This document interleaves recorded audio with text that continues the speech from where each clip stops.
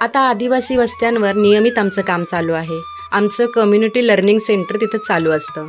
आज सेंटर सुटण्याची वेळ झाली आणि आभाळ भरून आलं होतं. तुरळक पाऊस सुरू झाला आणि पाऊस सुरू झाल्यानंतर मुले पावसात खेळण्यासाठी धावू लागली. हा बघा कसा टायर घेऊन पळतो आहे. बालपण किती निरागस असतं आणि किती छोटे छोटे असतात. आनंद मिळवण्यासाठी खूप मोठ्या गोष्टी कराव्या लागतात असं नाही. ही मुलं बघा एक छोटासा टायरचा गाडा घेऊन टायरचा यांनी गाडा केला आहे आणि तो फिरवत आहेत आणि किती छान आनंद लुटत आहेत. आणि आपण मोठी माणसं मात्र मोठ्या आनंदाच्या पायी दुःखी होत असतो.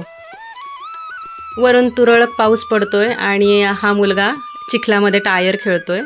टायरचा त्याचा गाडा आणि त्याच गाड्याच्या आनंदात तो इकडून तिकडून धावतोय आणि खूप मस्त आनंद घेतोय, एन्जॉय करतोय. त्याला पाहून मलाही मोह होतोय की तो असाच एखादा गाडा घ्यावा आणि खेळावं.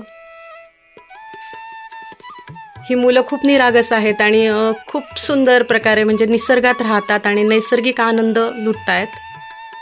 आपण शिक्षणावर ह्यांच्या काम केलं तर ही मुले खूप पुढे जातील हाच विचार करून आम्ही काम सुरू केलं.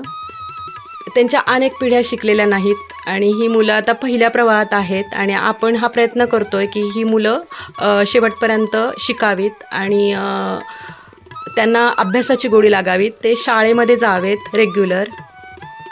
आपल्या या प्रकल्पालाच आपण बिनभिंतीची शाळा असं नाव दिलं आहे. म्हणजे जिथे मुलं असतील तिथे आपण शिकवायला सुरुवात करतो. आपल्याला कुठल्याही इन्फ्रास्ट्रक्चर पाहिजे किंवा भिंत पाहिजे असं आपण आग्रह धरलेला नाही. वस्त्यांवर जिथे जागा असेल तिथे आपण सेंटर सुरू करतो, मुलांना शिकवायला सुरुवात करतो. आमच्या प्रवासातील काही क्षण, काही अपडेट्स तुमच्यापर्यंत आम्ही पोहोचवणार आहोत. तर मंडळी, रोजचा आमचा प्रवास असा असतो. आजचा क्षण तुमच्याबरोबर शेअर केला. तुम्ही या प्रवासात सहभागी व्हा, आम्हाला प्रोत्साहन देत राहा.